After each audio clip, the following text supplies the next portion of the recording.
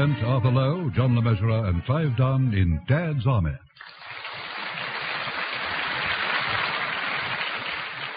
Episode 2, Museum Piece, featuring John Lorry, James Beck, and Ian Lavender, with this week's guest, Eric Woodburn.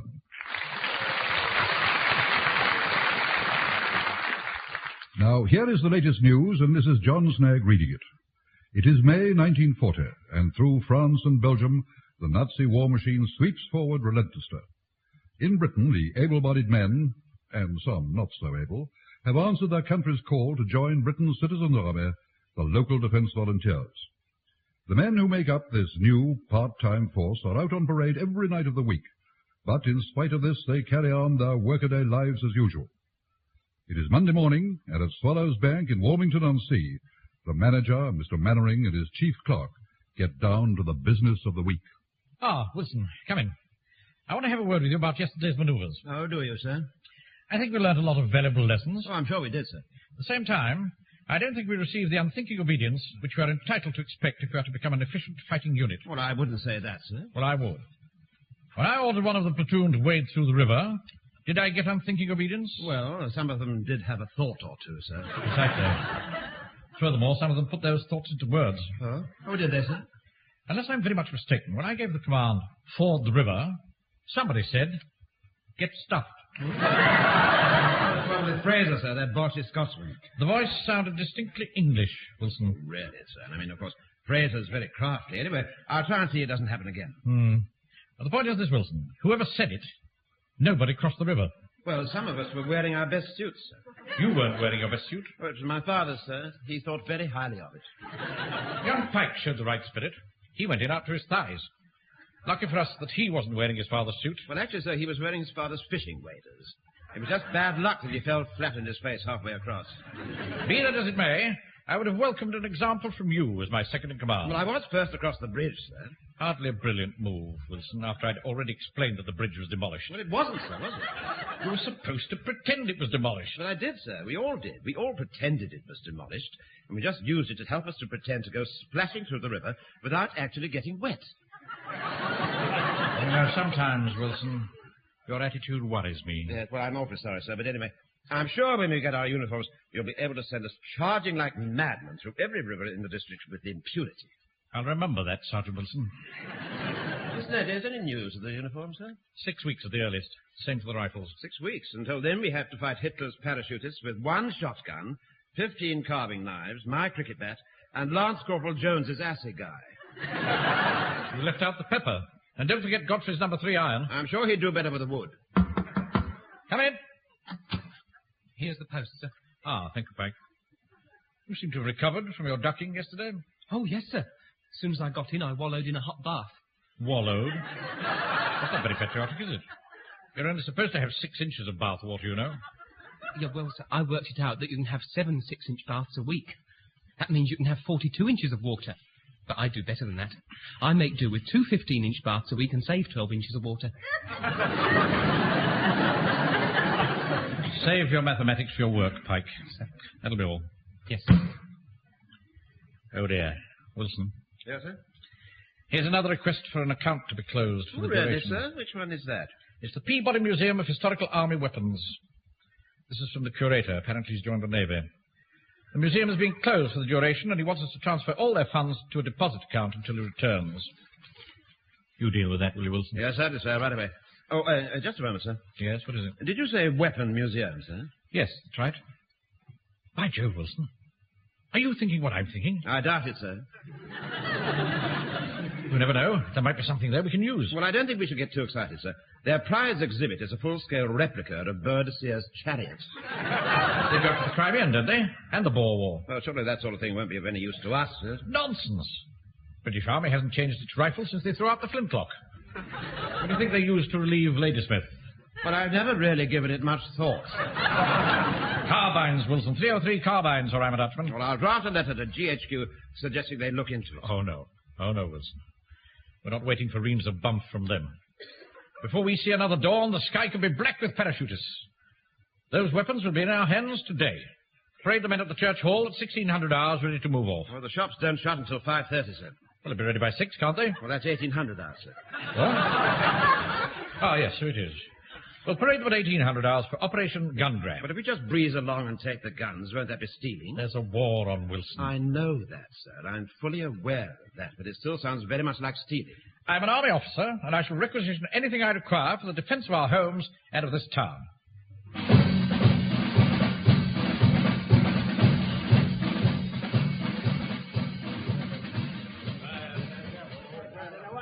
Here we are, then. Oh, evening, Mr. Walker. Hello there, young Pikey. Now, listen, lads. There's 10 minutes before we start the parade, so I've got a few items in scarce supply, in case somebody's interested. Yeah? I've got chocolate biscuits, hair grips, elastic, 5 bob a yard. It's so long since it's been in the shops that the ladies must be getting a bit desperate. What about you, Mr. Fraser? You want a bit to keep up your kilt? I'm no wearing my kilt. No, well, you want to watch it, Jock. It could be a bit drafty around the Cairngorms. Excuse me, Mr. Wilson. Oh, what is it, Pike? Did you see Mr. Manring just now? No, has he arrived? Well, he just crept into the hall, put that brick down there on the floor, and then crept out again. Why do you think he did that, Mr. Wilson? I've really no idea, Pike. Bang! Huh? Bang! What's going on? Fools, you're all dead. Everyone. What's he blathering about? That brick represents a German grenade. I am a German parachutist, and you're all dead. Sam Wilson? Yes, sir. Why wasn't a sentry posted? Well, the parade doesn't start for another 5 minutes, sir. That's right, we weren't ready. If you think the Nazi hordes are going to wait until you're ready, you've got another thing coming. You need to be alert at all times. The enemy aren't going to ring up and make an appointment, you know. I'm sorry, sir. Shall I fall the men in? Yes, please. Well, would you mind falling in 3 ranks, please? Wilson. Try and make it sound a bit more like an order. I'm sorry, sir. Would you mind falling in 3 ranks, please? Oh. All right, at ease, everyone. Squad, 10, shot. The men are all present and correct, sir. Stand the men at ease, Sergeant. Right, sir. Squad, stand at ease. Now, men, I won't beat about the bush. As you know, we are desperately short of arms. Desperate times call for desperate measures. So we're going to requisition what arms we need from the Peabody Museum of Army Weapons. Permission to speak, sir? What is it, Joan? They won't let you have nothing, sir. I don't see why not. The museum's closed for the duration. There's only some old fool of a caretaker in charge. That's my father. Oh. Oh, is it? Your dad? Blimey, he must be getting on. He's not, he's only 88. Mind you, he was very young when he had me. He got married again for the 3rd time last year. Between you and me, I think he had to. Don't rattle your family skeletons here, Jones. Anyway, I shall make an official requisition. Besides, he's too old to stop us. I wouldn't count on that, sir. He turns very ugly when he's roused. It runs in the family. Watch it. Private walk. There's no call for that. Insubordination, that is. All right, that'll do. Well, I'll put him on a fizzer, I will. That's what I do. Jones, I don't think there's any need for that. Well, he's had it for offal. I was only joking. Silence in the ranks. Thank you, Wilson. Fall the men in outside, and then it's quick march to the Peabody Museum.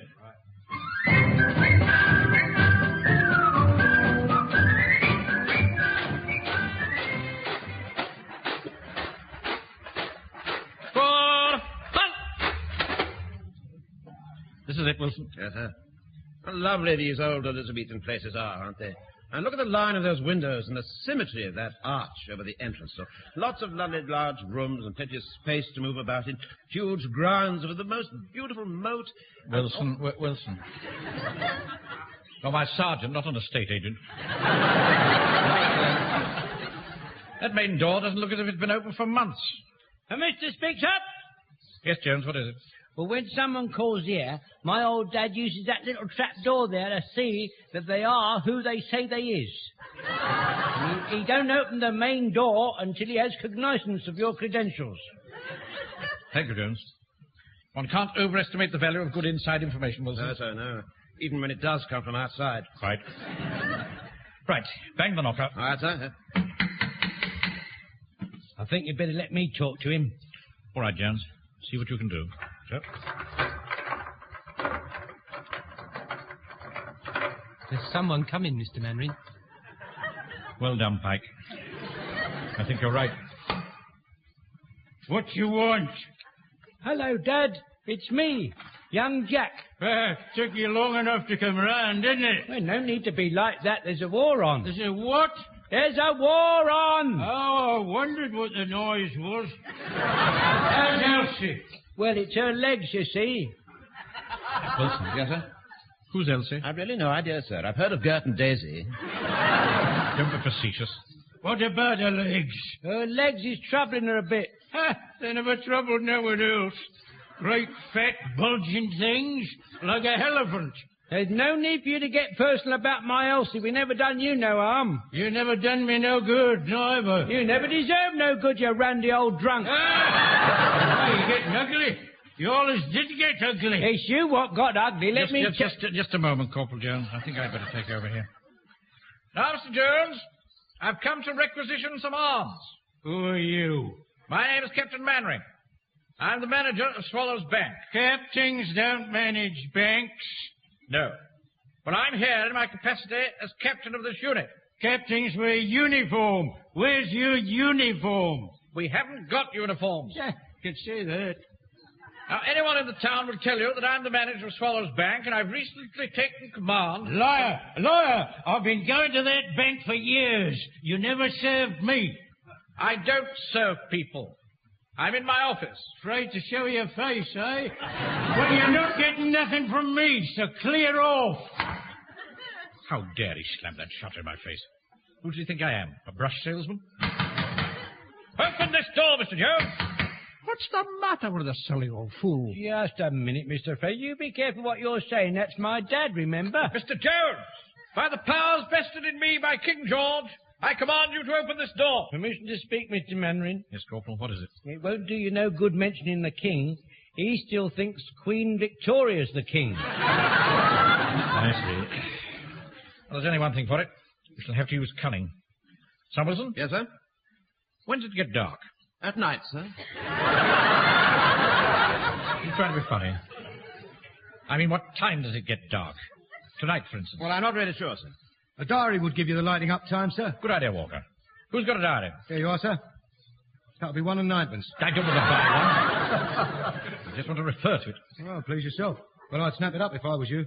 I mean, it's not easy to buy a diary in May. They get pretty scarce. Thank you, Walker. I'm not interested. Anyway, this is last year's. Is it?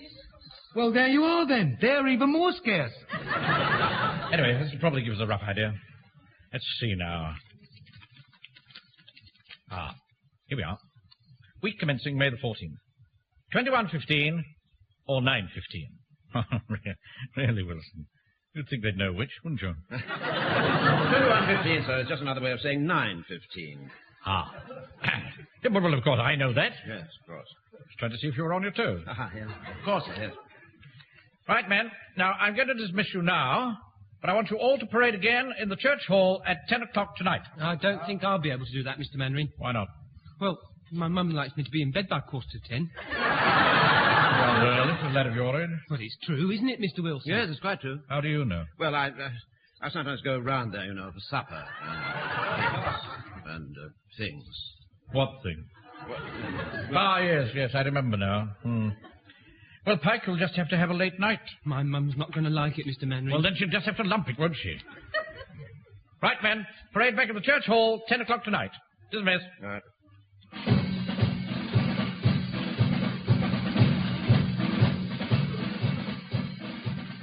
Hey, Sergeant Wilson. What is it, Walker? Do we really have to put all this black stuff all over our faces? I've just had a wash. I'm sorry, Walker, but Mr. Mannering wants to treat this trip to the museum as a full-scale night maneuver. I had one of those planned myself. I expect her old man will be back home by the time we finish this lark. My mum says that staying up late will give me bags under my eyes. That'll be handy. We can use them to carry the weapons we pinched. All right, men. Gather round. Hello. Now, as you know, the object of the exercise is to get those weapons out of the museum. This afternoon, we tried the direct approach, and it got us nowhere. Tonight, we shall be clever and use the back door, as it were. Permission to speak, Mr. Mannering? Yes, what is it, Jones? I don't think the museum's got a back door. I was talking figuratively, Corporal Jones. Oh, were you really, sir? Oh. We shall therefore proceed... Adapted. Mr. Speaker, Yes, what is it now? I just wanted to apologise for stopping you just now when you were in your full flood. Yes, all right. I accept your apology. Now, as I was saying, we will proceed to the museum and we will then conceal ourselves by the front door. Private Fraser, who will be disguised as an ARP warden, will then knock loudly on the door until Corporal Jones's father answers. Fraser will then tell him that he has a light showing. When he comes out to have a look, we will creep through the door and lock it behind us. Supposing he won't open the door, sir. We just have to make him open it. Oh, that's what we tried to do this afternoon. Mr. Speaker, Yes, Jones. show him half a bottle of whiskey. That'll do the trick. Yes, I'm sure it would. Where are we going to get half a bottle of whiskey? Hang on a tick while I get my case open. There you are. 30 bob. Walker, it's only 15 shillings in the shops.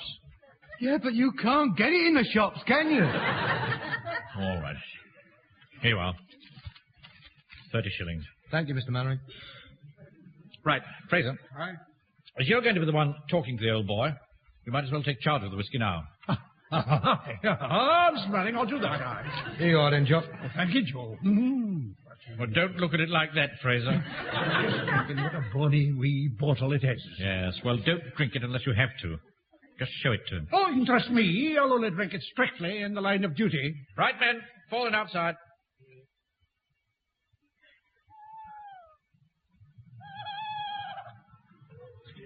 Right, Wilson. Are the rest of the men in position? I think so, sir. What do you mean you think so? Oh, sir, what with the darkness and all the men having black faces, it's not awfully easy. I can only see them when they smile. In fact, I had to tell them a joke in order to count them, sir. Well, were they all there? Well, I'm still not sure, sir. You see, they didn't find the joke very funny. Oh, right. Fraser. Aye, come on. This whole plan depends on you. Give Sergeant Wilson and me time to join the others, and then knock on the door and tell the old fool he's got a light showing. Right, sir. Good luck. Follow me, Wilson. Coming, sir. Well, here goes.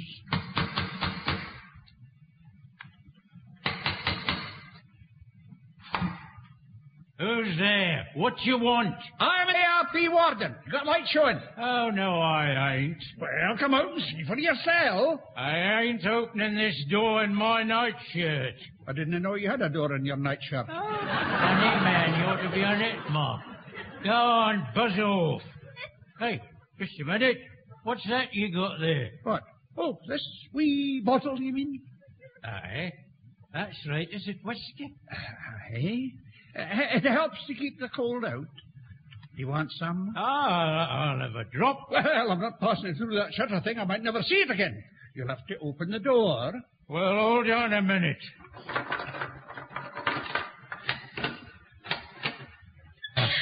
Where's the whiskey? Here you are.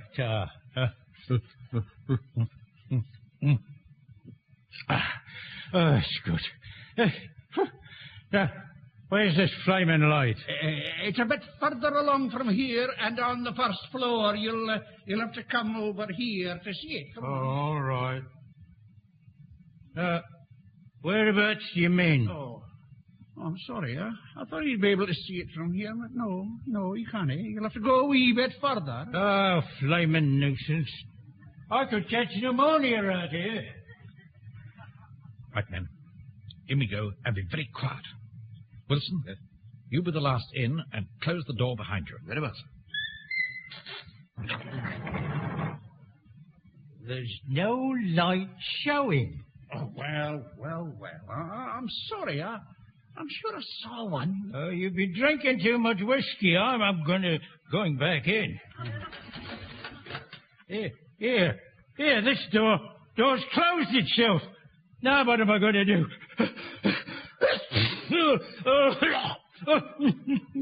I told you to catch me deaf out here. Flaming idiot.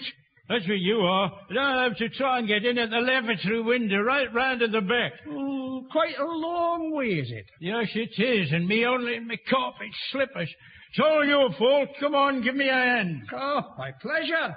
What about another wee nip to help you keep out the cold, eh? It's a bit spooky in here, isn't it, Uncle Arthur? I told you before.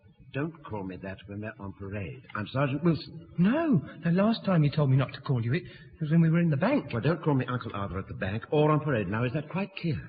Yes, of course, Sergeant Wilson. Can I hold your hand? No, you can't. Now, come on. Let's catch up with the others. Here, Mr. Mannering. Do you think we ought to take some of these halibuts? No, I don't think so, Walker. Anyway, the halberds. I don't suppose he'll mind. There you are, Wilson. No. Close the door. All right behind you? Oh, yes, yes. I found this on the wall back there, Mr. Mannering. Is it any good? Pike, that's a crossbow. Hardly suitable for modern warfare. Here, look at this, sir. It says here that this is a special elephant shooting musket by Pot and Pot of Bond Street, 1835. Now, let's get it out. I mean, if it goes through an elephant, Mr. Mannering, it will probably go through a tank. It goes through glass as well. Put it down, Walker, before you break anything else. This way, men. We'll try this section. Hey, you, Mr. Mannering. There's somebody standing over there watching us. Where? Stupid boy, it's a suit of armour. Sorry? Here, what's this? That's a breastplate, Jonesy. Protects the top. How do you protect the bottom? Don't turn your back on the enemy. Mannering. Yes, Wilson, what is it? There's a cupboard here marked 303 carbines. British infantry weapons during South African War. That sounds all right. How many are there? I'll have a look, sir. I'll just get this door open. Well? The cupboard seems to be empty. Just a minute, sir. Can I borrow your torch? Yes, here you are. There's another notice here. Requisitioned by Enser, 5th of March, 1940. Enser? What do they need rifles for? Oh, protection, sir. Never regarded them as a frontline unit. Well, they get some very difficult audiences sometimes. Oh, well, that's it then. We're not going to get any weapons here. Better go back to base. Just a moment, sir. We're missing Walker and Jones. Oh, we can't hang about for stragglers. Come on, men. Follow me. Go on. Here, Jones, here, look at this huge thing. Chinese rocket gun, 1901. Used against the Boxers. I pay no heed to animals east of Suez. Yeah, this right manoeuvres up a bit. What? Look at the thing as it fires. They've got a sort of grenade on the end. Yellow fiends. Oh, it'd make a right mess of you, couldn't it? Lovely. Quick, give us an hand, Jonesy. Well, it looks a bit heavy, Joe. Oh, we won't get it moved by just staring at it. Come on, push. Fraser won't be able to keep your dad at bay much longer. Right, Come on, then. move it. Left hand down a bit. Move. Right. Now you've got your feet through the window. Careful. Now, turn round and face me. Then you can lower yourself down inside. Watch it. That's right. Hold on. Now help me. Well, That's it. don't push too hard. I've got to find something to stand on. No. I've got to put my foot on something. Ow! Pull me back. Pull me back. What's the matter? I got my foot stuck right down the what's-it. Hang on. Grab hold of this chain. That was very clever, wasn't it? Oh, well, it flushed you out, didn't it?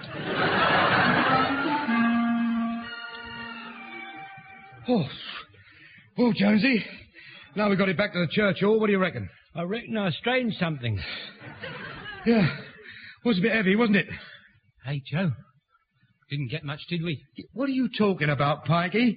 Jones and I go to all the trouble to bring this Chinese rocket gun back here, and you have the nerve to say we didn't get much? Oh, I'm sorry, Joe. Yeah, and take your tea mug off there. Why?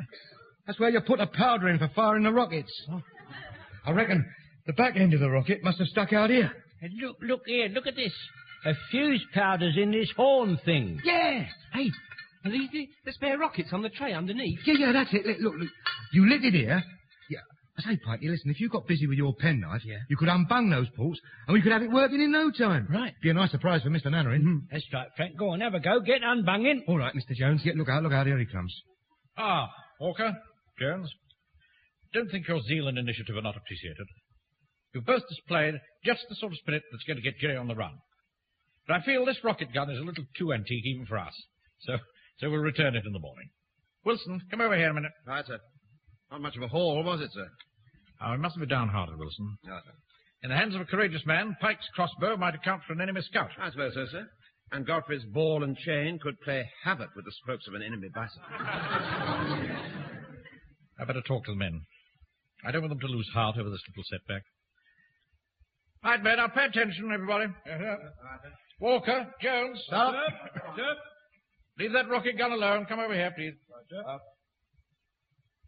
Now then, there's no doubt at all that GHQ will rush weapons to us just as soon as they can get their hands on them. In the meantime, we must press our ingenuity into service. What have you in mind, Captain? At the top of every hill, we're going to station drums of old sump oil. At the first sign of emergency, we're going to spread it all over the road. You can imagine the result. If the enemy transport can't get a grip on the road surface, his whole war effort will grind to a halt. Permission to speak, sir? Yes, Jones? Why don't we all have packets of tin tacks to put on the road as well? Excellent, Jones. Punctured vehicles won't travel far, will they? As one more thing. We're not leaving here... Excuse me, Mr. Manring. I've done it. Thank you, Pike. What have you done? I've cleared the ports in the rocket gun. Oh, good, good. Well done. Yeah, the fuse powder's fizzing away beautifully. Splendid. Now, I was about to say, we're not leaving here... What did you say? I said the fuse powder's fizzing away very nicely now, look. Look out, sir. I think it's going to go up. Everyone down on the pipe! Get out! Get out! It's like Guy Fawkes night, isn't it, Uncle Arthur? Yes, it's awfully pretty. I don't think the vicar's going to be very pleased about that mark on his ceiling. Where's that, Jones? Down there by your foot. Fancy those rockets going off after all those years. Yes, damn clever, those Chinese. Thank goodness they're on our side.